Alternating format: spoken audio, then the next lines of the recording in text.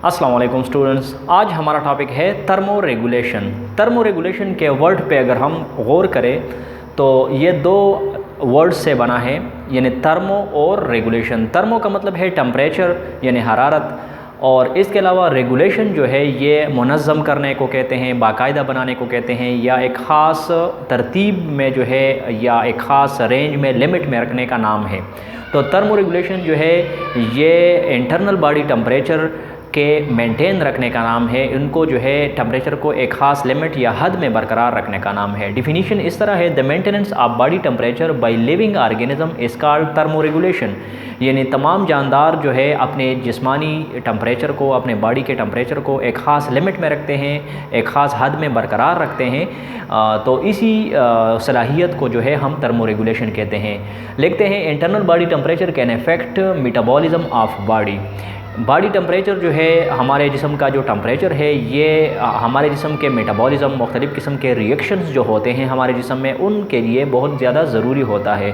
और क्यों ज़रूरी है, यानी इस टेम्परेचर की वजह से रेट ऑफ एंजाइम एक्टिविटी जो है वो इफ़ेक्ट हो सकती है। टेम्परेचर में अगर इजाफा हो जाए, नॉर्मल टेम्परेचर से ज़्यादा हो जाए बॉडी का टेम्परेचर, तो एंजाइम की एक्टिविटी डिस्टर्ब हो सकती है। इसके अलावा rate of movement of molecules and atoms, intercellular और इंट्रासेलुलर यानी सेल्स के दरमियान या सेल्स के अंदर जो ट्रांसपोर्ट होती है आप different chemicals of atom molecules वगैरह, तो वो भी डिस्टर्ब हो सकता है। डिफरेंट ऑर्गेनिज्म का जो है, डिफरेंट एनिमल जो है उनके लिए अपना एक प्रॉपर एक ऑप्टिमम टेम्परेचर होता है। जिस तरह यहाँ पर हमने कुछ एग्जांपल लिखे हैं, ह्यूमन के लिए 37 डिग्री सेंटीग्रेड जो है बॉडी नॉर्मल टेम्परेचर है। इसके अलावा रेबिट और शीप के लिए जो कि मैमल्स हैं उनके लिए ऑप्टिमम टेम्परेचर जो है वो 39 डिग्री सेंटीग्रेड है।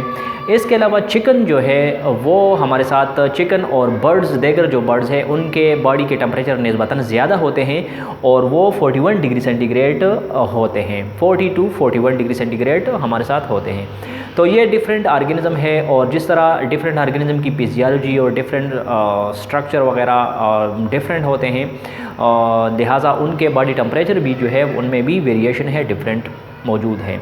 अच्छा, लिखते हैं, temperature effect health and growth of organism. Temperature इस लिहाज से भी इम्पॉर्टेंट है बॉडी का टेम्परेचर कि इसकी वजह से नॉर्मल हेल्थ जो है, बॉडी की हेल्थ, इंसान के जिस्म की हेल्थ या दूसरे एनिमल्स है उनका हेल्थ और ग्रोथ जो है, नशनुमा, बढ़ोतरी जो है वो इफेक्ट हो सकती है। इसके अलावा लिखते हैं, temperature effects the geographical distribution of animals through influence on plants which are primary producer of food chain. इसका मतलब यह है कि टेम्परेचर जो है वो डिफरेंट रीजन्स में, डिफरेंट इलाकों में मुख्तलिफ टेम्परेचर होता है, एनवायरमेंटल टेम्परेचर डिफरेंट होता है, और डिफरेंट टेम्परेचर की वजह से वहाँ के जो प्राइमरी प्रोड्यूसर यानी जो प्लांट्स होते हैं उनकी अलग स्पीशीज़ मौजूद होती है डिफरेंट रीजन्स में। जहाँ पर ज़्यादा गर्मी पड़ रही है वहाँ की स्पीशीज़, प्लांट स्पीशीज़ अलग होंगे, और जहाँ पर कम सर्दी पड़ रही है वहाँ पर प्लांट स्पीशीज़ अलग होंगे। तो इन प्लांट स्पीशीज़ को जो है वो एनिमल्स जो है वो इन पे फीड करते हैं, इनका खुराक बनाते हैं अपना। लिहाजा डिफरेंट एरियाज़ के जो प्लांट होते हैं उनके प्रीडेटर्स या जो हर्बिवोर्स होते हैं, जो एनिमल्स होते हैं, वो भी डिफरेंट होते हैं। लिहाजा सर्दी या सर्द इलाकों के जो एनिमल्स होते हैं, जो प्लांट्स होते हैं, वो अलग किस्म के होंगे। जो हॉट एरियाज़ हैं उन इलाकों के जो एनिमल्स हैं या प्लांट्स हैं वो अलग किस्म के होंगे। तो लिहाजा जिस तरह एग्जांपल्स हम ले सकते हैं कि पोलर बियर है तो वो ठंडे इलाके में पाए जाते हैं, स्नोवी एरियाज़ में पाए जाते हैं, और जो कैमल्स है और मुख्तलिफ़ किस्म के रेप्टाइल्स वगैरह है, स्नैक्स वगैरह है, तो ये जो है ये मॉडरेट और हार्ट रीजन्स में जो है वो पाए जाते हैं।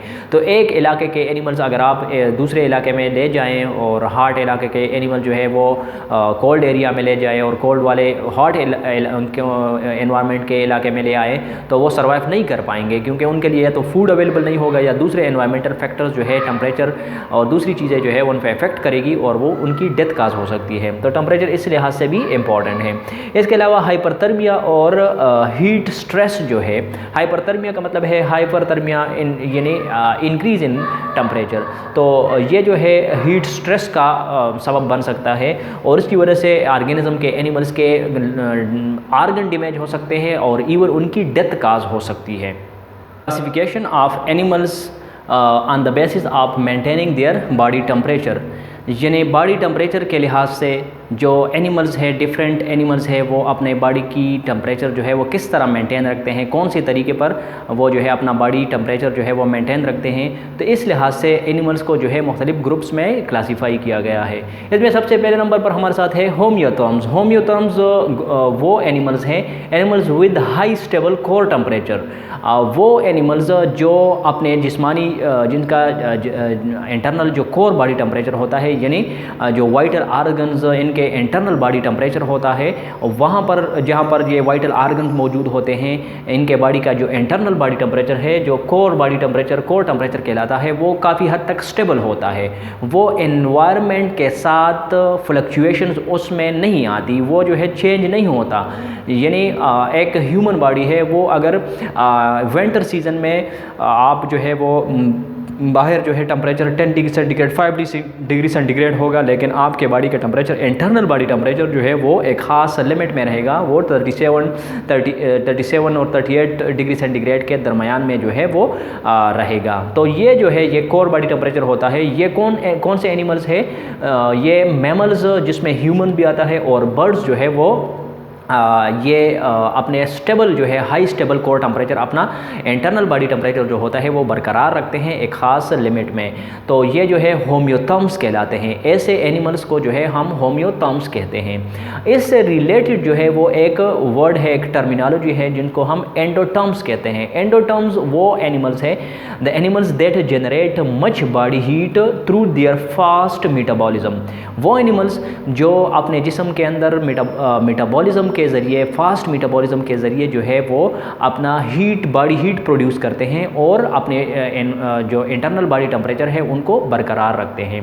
तो ये जो है मेटाबॉलिक हीट जो है वो जनरेट करते हैं इनसाइड देयर बॉडी, रिएक्शंस के ज़रिए जो है, डिफरेंट रिएक्शंस के ज़रिए अपने जिस्म का, अपने बॉडी का टेम्परेचर जो है वो बरकरार रखते हैं। तो इनके एग्जांपल्स में हमारे साथ फ्लाइंग इंसेक्ट्स है, बर्ड्स है, पोलर बियर है, ग्रेट वाइट शार्क है। यह किस्म के एनिमल्स और ऑर्गेनिज्म जो है ये क्या है? ये एंडोथर्म्स कहलाते हैं कि वो अपने जिस्म के मेटाबॉलिज्म के ज़रिए अपना इंटरनल बॉडी टेम्परेचर जो है वो बरकरार रखते हैं। इन दोनों ये जो ग्रुप्स है इनको कलेक्टिवली हम वार्म ब्लडेड एनिमल्स भी कहते हैं। ये वार्म ब्लडेड एनिमल कहलाते हैं। अच्छा, इसके अपोजिट साइड पर जो है, इसके ख़िलाफ़ जो ऑर्गेनिज्म है उनको कोल्ड ब्लडेड एनिमल्स कहते हैं। और इनमें जो सबसे पहले नंबर पर हमारे साथ जो है जो ग्रुप है उसको पाइकिलोथर्म्स कहते हैं। पाइकिलोथर्म्स वो एनिमल्स है जिनका इंटरनल बॉडी टेम्परेचर जो होता है, कोर टेम्परेचर जो होता है वो अनस्टेबल होता है। यानी animals with unstable core temperature that very with environmental temperatures. इनके जो इंटरनल बॉडी टेम्परेचर होता है वो वेरी करता है, उनमें फ्लक्चुएशंस आती है, उनमें चेंजेस आती है। और किस वजह से चेंजेस आती है? क्योंकि इनके एनवायरनमेंट का जो टेम्परेचर चेंज हो जाता है तो इनके बॉडी का टेम्परेचर भी उसके साथ चेंज हो जाता है। तो इनमें जो है इनवर्टिब्रेट फिशेस, एम्फीबियंस और रेप्टाइल्स वगैरह इंक्लूड है। ये इनके एग्जाम्पल्स है। तो ये पाइकिलोथर्म्स कहलाते हैं। इसके अलावा एक्टोथर्म्स, ये जो है इनसे रिलेटेड जो है एक टर्म एक्टोथर्म्स टर्म यूज़ होता है। वो एनिमल्स है the animals that gain body heat from the environment, जिनके लिए अगर हीट की ज़रूरत होती है, टेम्परेचर की ज़रूरत होती है, इंटरनल बॉडी टेम्परेचर को जो है ये अगर उसमें इंक्रीज़ लाना चाहते हैं तो उसके लिए ये डिपेंडेंट है फॉरवर्ड फॉर एनवायरनमेंट। ये एनवायरनमेंट पर जो है इन्हिसार करते हैं, ये जो है सनलाइट पर इन्हिसार करते हैं, ये अर्थ की जो है टेम्परेचर पर जो है वो इन्हिसार करते हैं। लिहाजा इनके मेटाबॉलिज्म से ये जो है अपना हीट नहीं हासिल कर सकते, बल्कि ये एक्सटर्नल एनवायरनमेंट से जो है अपने जिस्म के लिए हीट जो है वो हासिल करते हैं। तो ऐसे ऑर्गेनिज्म को हम फिर एक्टोथर्म्स कहते हैं। थर्मो रेगुलेशन इन ह्यूमन, जिस तरह दूसरे एनिमल्स में जो है थर्मो रेगुलेशन इंतहाई इम्पॉर्टेंट है, इसलिए ह्यूमन में भी जो है ये थर्मो रेगुलेशन इंतहाई इम्पॉर्टेंट होता है। अपने जिस्म का टेम्परेचर जो है बरकरार रखना, एक ख़ास लिमिट में रखना, एक ख़ास हद में रखना इंतहाई ज़रूरी होता है। जिस तरह लिखते हैं, regulation of body temperature is critical to sustain life, normal life. Normal जो टेम्परेचर होता है, बॉडी टेम्परेचर होता है, उसको रेगुलेट करना, इसको बरकरार रखना, एक ख़ास हद में रखना जो है ये बहुत इसकी बहुत ज़्यादा इम्पॉर्टेंट है, ये बहुत अशद इसकी ज़रूरत होती है। और ज़िंदगी को बरकरार रखने के लिए, नॉर्मल ज़िंदगी को जो है वो बरकरार रखने के लिए ये जो है इंतहाई इंपॉर्टेंट है। लिखते हैं human core body temperature should be maintain between 36.4 and 37.3 degree centigrade, यानी ये 36 और 37 डिग्री सेंटीग्रेड के दरमियान में जो है ये नॉर्मल बॉडी टेम्परेचर जो है ह्यूमन का ये बरकरार रहना चाहिए, ये इतना टेम्परेचर होना चाहिए इंटरनल बॉडी टेम्परेचर। अच्छा, अगर ये टेम्परेचर जो है वो इसमें इंक्रीज़ आ जाए, हाई टेम्परेचर अगर हो जाए, जिस तरह फीवर में होता है, बुखार की हालत में होता है, तो ये इसकी क्या काजेज़ हो सकती है, ये क्या काज कर सकता है, क्या इसका नतीजा निकल सकता है। तो एंजाइम डीनेचर हो सकता है। हमारे जिस्म के अंदर जो है मुख्तलिफ़ किस्म के एंजाइम्स हैं जो कि प्रोटीन इन नेचर होते हैं, और प्रोटीन जो है वो ज़्यादा टेम्परेचर में जो है, इंक्रीज टेम्परेचर में जो है वो क्या हो जाते हैं, वो डीनेचर हो जाते हैं, इनका स्ट्रक्चर ख़राब हो जाता है, ये डीनेचर हो जाते हैं। और जब एंजाइम ख़राब हो जाएंगे, एंजाइम डीनेचर हो जाएंगे, तो आपके मेटाबॉलिक रिएक्शंस नहीं हो पाएंगे, मेटाबॉलिक रिएक्शंस या मेटाबॉलिज्म जो है वो स्टॉप हो जाएगा। लिहाजा आपके बॉडी के लिए ये इंतहाई ख़तरनाक बात है, जिससे डेथ भी काज हो सकती है। इसके अलावा ज़्यादा टेम्परेचर, हाई टेम्परेचर, फीवर के दौरान जो है परमेबिलिटी ऑफ सेल मेम्ब्रेन भी इंक्रीज़ हो जाती है, यानी सेल मेम्ब्रेन के अंदर बहुत सी चीज़ें जो है इनकी इनफ्लो हो सकती है, वहाँ पर जो है जो हार्मफुल मटेरियल्स है वो सेल के अंदर चले जाते हैं, क्योंकि परमेबिलिटी जो है सेल मेम्ब्रेन की इंक्रीज़ हो जाती है, वो बहुत सी चीज़ों को जो है वो फिर एलाफ करती है, और सेल मेम्ब्रेन जो है उसकी अपनी स्ट्रक्चर जो है ज़्यादा टेम्परेचर की वजह से इफेक्ट हो जाती है, लिहाजा परमेबिलिटी इंक्रीज़ हो जाती है, और बहुत ज़्यादा पॉइजनस और हार्मफुल मटेरियल भी सेल के अंदर चले जा सकते हैं, और इस वजह से जो है ये भी एक ख़तरनाक बात हो सकती है। इसके अलावा एक यहाँ पर एक डिफिनीशन लिखी गई है कि ह्यूमन के बॉडी के अंदर हीट प्रोडक्शन होती है, तो इस हीट प्रोडक्शन का नाम जो है वो है thermogenesis. The process of heat production in organism is called thermogenesis. इंसान या दूसरे जानदारों के जिस्म के अंदर जब हीट प्रोडक्शन का जो अमल है, इस अमल को हम थर्मोजेनेसिस कहते हैं। In human respiratory metabolism is the main source of heat production. इंसान में हीट प्रोडक्शन का जो बुनियादी फैक्टर है, बुनियादी जो सोर्स है, जो ज़रिया है, वो क्या है, वो है रेस्पिरेटरी मेटाबॉलिज्म, यानी हम जो रिस्पायरेशन करते हैं, सेलुलर रिस्पायरेशन जो हम करते हैं, उससे जो है वो एटीपीज़ की शक्ल में एनर्जी हासिल होती है, और ये एनर्जी जो है हमारे जिस्म को हीट भी फराहम करती है, ये हमारे जिस्म को तवानाई फराहम करती है। इसके अलावा इसमें क्या, इस मेटाबॉलिज्म में, इस एनर्जी प्रोडक्शन में कौन कौन सी चीज़ें जो है वो शामिल हो सकती है, तो नर्वस सिस्टम हमारे जिस्म का, और हार्मोन्स जो है वो हमारे जिस्म के थर्मोजेनेसिस को कंट्रोल करती है। थर्मोजेनेसिस यानी heat production inside the living body, इसके दो टाइप्स है। वो टाइप्स क्या है, एक शेवरिंग थर्मोजेनेसिस है, और दूसरा जो है नॉन शेवरिंग थर्मोजेनेसिस है। शेवरिंग थर्मोजेनेसिस जो है ये क्या है, ये थर्मोजेनेसिस का वो टाइप है जिसमें इंसान के जिस्म के जो मसल्स होते हैं वो क्या होते हैं, वो उसमें मूवमेंट होती है।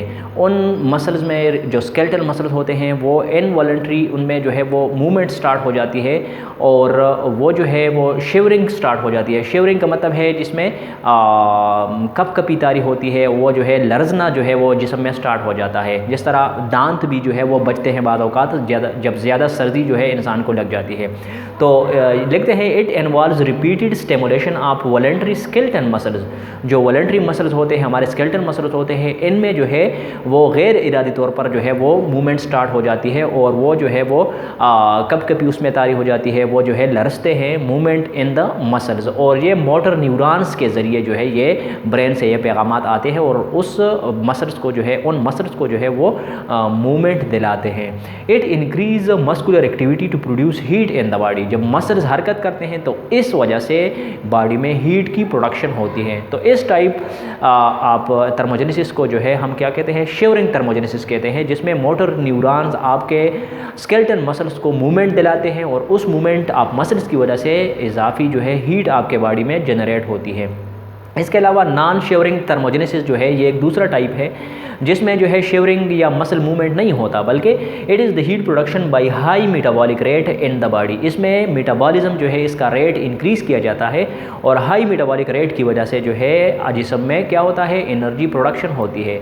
Hormones are involve in non shivering thermogenesis. Hormones जो है इसमें रोल किरदार अदा सकते हैं। कौन से hormones? Thyroxine produce long term effects of high metabolism. Metabolic rate. Thyroxine एक ऐसे हार्मोन्स हैं हमारे जिस्म के जो एक लंबे अरसे तक जो है लॉन्ग टर्म इफेक्ट्स करते हैं मेटाबॉलिज्म पर। और इसके अलावा एक दूसरा हार्मोन है जिसको हम एड्रेनलिन कहते हैं। एड्रेनलिन जो है ये produce short term increase in the metabolic activity of body. Adrenaline भी जो है एक कम अरसे के लिए आपके मेटाबॉलिक रेट को जो है उसमें इंक्रीज़ दिला सकता है और इस वजह से आपके जिस्म में मेटाबॉलिज्म इंक्रीज़ हो जाता है और हीट प्रोडक्शन उस वजह से इंक्रीज़ हो जाता है। तो इस किस्म के हार्मोनल जो थर्मोजेनेसिस है जिसमें हार्मोन्स अपना किरदार अदा करते हैं वो जो है नॉन शिवरिंग थर्मोजेनेसिस कहलाता है। ये था हमारा आज का टॉपिक। आने वाले टॉपिक्स में इंशाल्लाह हम हीट कंजर्वेशन, हीट लॉस और रोल ऑफ हाइपोथैलेमस जो है वो इंशाल्लाह डिस्कस करेंगे। तो उस टॉपिक के लिए उस लेक्चर का जो लिंक है वो डिस्क्रिप्शन में आपको मिल जाएगा, नीचे डिस्क्रिप्शन में आप चेक कर सकते हैं उसको जो है आप नेक्स्ट लेक्चर में आप फिर वो जो है देख सकते हैं। तब तक के लिए इजाज़त दीजिए। चैनल को ज़रूर सब्सक्राइब करें और बेल आइकन को प्रेस करके ऑल का ऑप्शन मुंतखब करें ताकि आप नए आने वाले लेक्चर्स की नोटिफिकेशन बर वक्त हासिल कर सकें। शुक्रिया।